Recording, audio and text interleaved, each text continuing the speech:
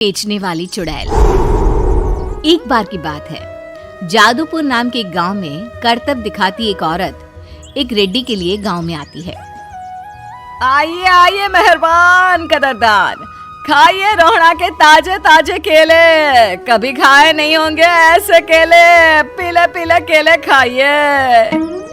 ये कहकर रोहड़ा हाथों में 4 केले लिए उन्हें सर्कल में जोर जोर से हवा में उछालती हुई करतब दिखाती है, जिसे देखकर आसपास के सारे बच्चे अपने अपने मम्मी पापा से उस औरत के पास जाने की जिद करने लग जाते हैं। पापा, ऐसा तो सर्कस में बॉल से होता है ना, ये आंटी तो केले से कर रही है। चलिए ना पापा, देखते हैं। रोहड़ा एक पतली सी तार पर चलती हुई केलों से करतब दिखाती है। आते जाते सभी लोग बाहर रुककर उसके करतब देखते हैं और वाह वाही करते नहीं थकते। जैसे ही एक आदमी पास आकर उसे पैसे देने लग जाता है, तब वो कहती है, अरे नहीं नहीं साहब, मैं करतब तो बच्चों के मन को बहलाने के लिए करती हूँ। धंधा तो मेरा केले का है। पीछे देखो मेरी रिड्डी, जो भी मेरे केले खाएगा मेरी तरह चुस्त दुरुस्त और तंदुरुस्त हो जाएगा। पता चलता है क्या कि मेरी उम्र 55 की है। अरे पर ऐसे ठंड के मौसम में कोई केला क्यों खाएगा? ये ऐसे वैसे केले नहीं है साहब, ये शरीर में गर्मी देते हैं, ठंड को दूर भगाए। जो भी रोहिणा के केले खाए। पापा, अगर मुझे केले नहीं मिले तो मैं घर नहीं जाऊंगी। तभी उसके पापा कहते हैं कि बेटा, केले ठंड में कभी गर्मी नहीं देते। ये सब कहने की बातें हैं, सामान बेचने का तरीका है इनका। पर पिंकी नहीं मानती। मैं केले खाऊंगी। पिंकी की जिद के आगे नत्थू हार जाता है और उसे केले खरीद कर दे देता है। पिंकी खुश होकर केले घर ले आकर खाती है। अब मैं भी करतब करूंगी, कितना मजा आएगा। जादुई केले। पिंकी पहला केला खत्म भी नहीं करती कि वो बेहोश हो जाती है। दूसरे केले से एक काला धुआं आता है और रोहड़ा चुड़ैल बनकर बाहर निकल आती है। मेरे भूतिया केले बच्चे न खाए, ऐसा हो ही नहीं सकता। जादूपुर वालों, कब तक बचोगे? आ गई हूँ मैं रोहड़ा, जिसका कोई नहीं कर सकता सामना। रोहड़ा पिंकी को गोद में उठाकर काले धुएं में कहीं गायब हो जाती है। शाम के वक्त नत्थू घर लौटता है और पिंकी को घर में ना पाकर उसकी माँ से कहता है, माँ पिंकी कहाँ है? अरे बेटा, उसे तो तू सुबह करतब दिखाने ले गया था ना, फिर कहाँ वापस आए तुम दोनों? मुझे लगा तू उसे अपने साथ मंडी ले गया होगा। हे भगवान, मेरी बच्ची कहाँ गई? मैं उसे घर ही तो छोड़कर गया था माँ। नत्थू गांव के घर कोने में अपनी बेटी को ढूंढता है, पर उसे वो कहीं नहीं मिलती। परेशान होकर आखिर रो रो कर नत्थू हिम्मत हार कर घर लौट आता है। अगली सुबह रोहड़ा फिर से करतब दिखाने आती है और इस बार पिंकी की तरह रोनी केले खरीद लेता है। 50 रुपए दिए थे पापा ने, सारे पैसों के मैंने केले खरीद लिए हैं। अब मैं भी आंटी की तरह ही करतबबाज बन जाऊंगा।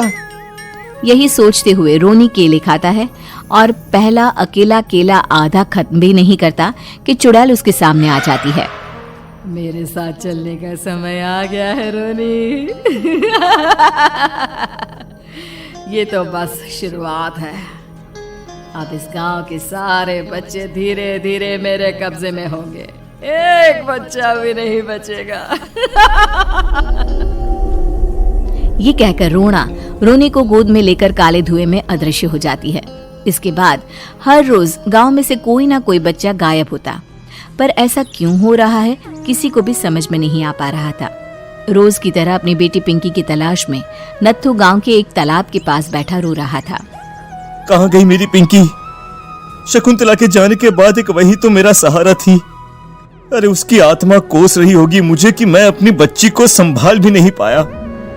नत्थू ये कहता हुआ रो ही रहा था कि तभी तालाब में से उसे शकुंतला की आवाज सुनाई देती है।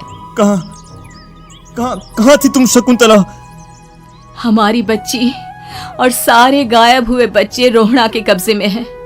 वो बच्चों को जो केले देती है उससे बच्चे बेहोश हो जाते हैं और उसके कब्जे में आ जाते हैं और वो उन्हें ले जाकर काली दुनिया में ले जाती है। पर वो ऐसा क्यों कर रही है? ये मैं नहीं जानती, पर उस दुनिया का रास्ता मैं आपको बता सकती हूँ।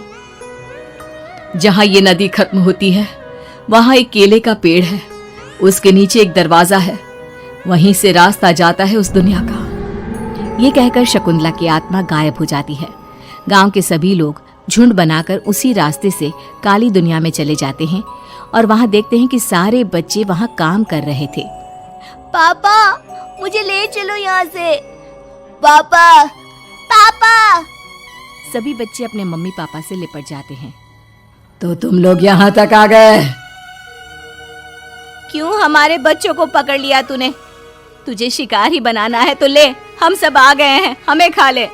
नहीं, मुझे बच्चे चाहिए, मेरे बच्चे के बदले तुम लोगों के बच्चे। क्या मतलब? मैं इसी गांव में रहने वाली एक औरत थी।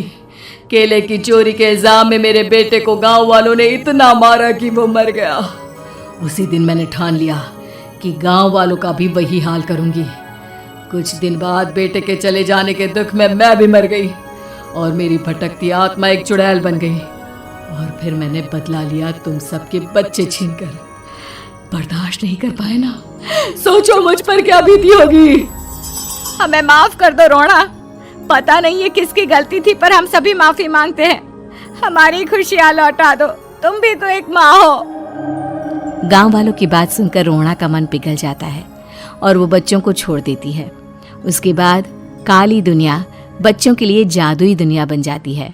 अब कोई भी कभी भी वहां आ जा सकता था।